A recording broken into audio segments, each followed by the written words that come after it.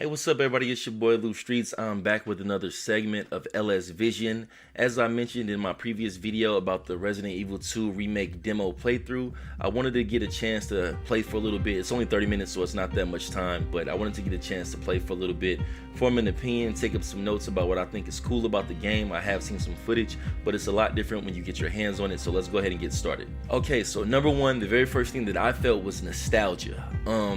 When you walk into the police station, as far as where the demo starts at, everything looks very similar to the old version from the PlayStation of Resident Evil 2.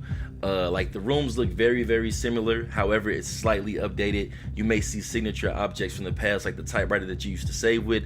Although I don't think it has use anymore, because obviously most games autosave. It's not apparent in the demo, but I would assume so. Same thing with the laptop that you used to use for security in the past one. That is still there, but I think it's moved around to a different part of the room, and even Marvin uses it at one time, which I don't think actually happened in the past one. Also, there are certain items in the room puzzle-wise that may be a little different. It's the statue at the top of the staircase that I don't remember from the past, so it seems like their whole intention was to bring you into that like Resident Evil 2 universe of the past, but you feel like you're playing an updated version of it versus it just being a whole new game. It has a very nostalgic feel for me. This game came out when I was like 14 or 15 years old. I used to play this shit in the dark all the time in my Uncle Derek's basement, so it feels like they want to put you into that same universe where you're getting scared. Like big rooms have like an echo effect, so you feel alone. It's just little nuances that they kind of change. Leon's police uniform looks very similar. Obviously has some new differences with a bulletproof vest and things like that. It's just small little nuances to make you feel like you're playing in a newer version of an old game versus a completely new game, and that's what I like about it. It gives me like a lot of feel to it. Seems like it's a tribute and Easter egg type of situation with certain little things that may not even have significance, but they just want you to see them to kind of feel like you're playing that old school game. So to me, the number one thing is definitely nostalgia. Okay, number two, changes, and I think this is very noticeable from when you first start the game. There's this iconic hallway from the old Resident Evil where when you go to make a right into the doorway, there's a window, and a licker goes across that window. And then obviously when you get into that next hallway, that's where you meet the licker and you fight your first version of that.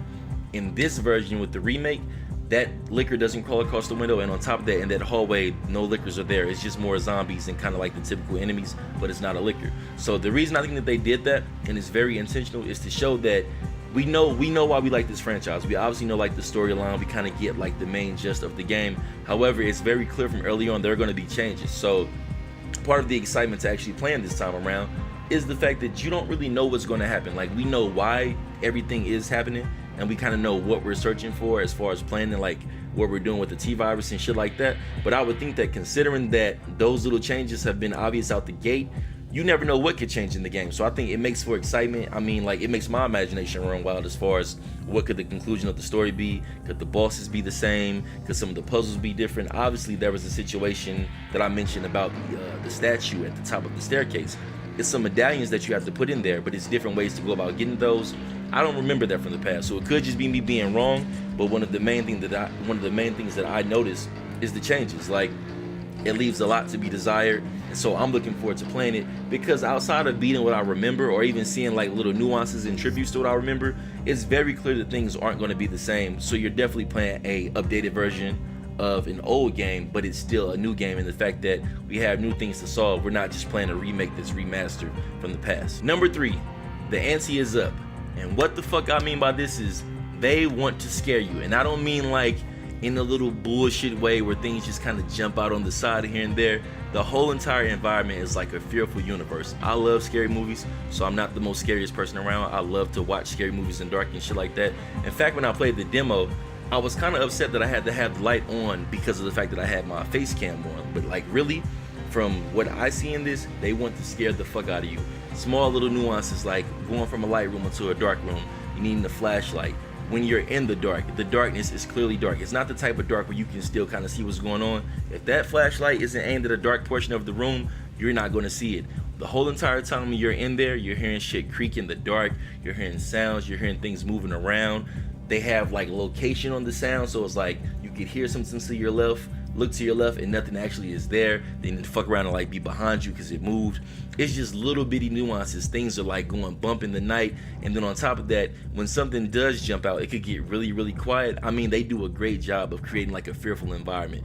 Like I said, when you're alone in the dark in a big room, you hear yourself echoing, so you feel like you're in this really big space where so many things can be around you, and you're this tiny little speck in like this small little fucking horror universe.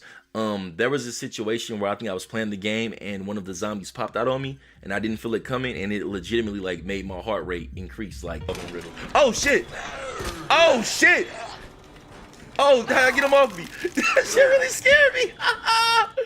I felt scared with it. I would suggest playing this in the dark with your headphones on, have them shits turned all the way the fuck up so you can get like the full feel of the universe, because it's very clear from the gate the ante is fucking up. I love the fact that they got rid of the whole camera angle switch and did like the third person over the shoulder, so that way when you do walk into the dark rooms, you really don't know what's around you. When a zombie bites you and you get spun around, you really lose track of the room. When I try to run from the zombies, I actually got lost. Like, you'll see it, you saw it in the demo play. Like, I got lost and I didn't really know exactly where I was going. Like, you feel this small sense of panic. I mean, it's pretty fucking cool how they did it. So like, the number one thing that I noticed as far as like playing this new version is the fucking ante is up. Fear is the name of the game, so get your fucking popcorn ready and be ready to be scared as fuck. Okay, next thing up. It's very fucking clear that this game is meant to be a tease. It's obvious out the gate, and I like that. You know, like, 30 minutes is a very short amount of time, and anybody familiar with the Resident Evil franchise knows that you need some time to explore, to find new things. Particularly when you want to advance the next item, the next riddle, the next clue. It's very obvious that they wanted to give you like a small inclination of things that you needed to find, but they really didn't let me experience any part of the game that I would have liked to in the demo. I tried to like do a run through, like a really quick play, but that's just fucking impossible in 30 minutes, especially when you spend 5 to 10 minutes getting stuck in a particular area because you can't find the next item. So the game is definitely a tease. I'm looking forward to playing it at midnight release. I guess that's kind of why they shaped it the way that they did, because it's like, it leaves more to be a desire in the aspect of that you want to know what's going on, and you kind of do know, but they don't really show you a lot. But then they also make time to show you that there will be differences, so it's like you're curious. You know the core of what's going on, but you're still curious. So it's just a tease of time being 30 minutes. That shit went by so fast. I think I only got a chance to get into like maybe 3 or 4 rooms, find 2 or 3 items, and I probably spent more time trying to solve a riddle than I needed to, because for a quick second I forgot I was playing the demo.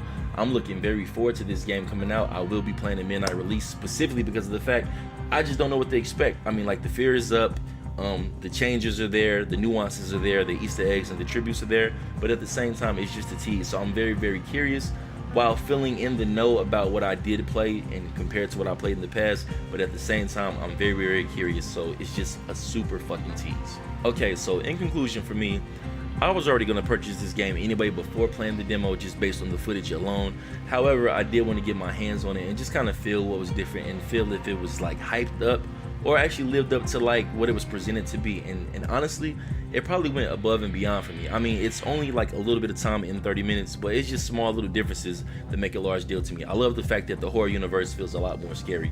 In the past, it felt like a video game that I played in the dark and I knew it was supposed to be scary.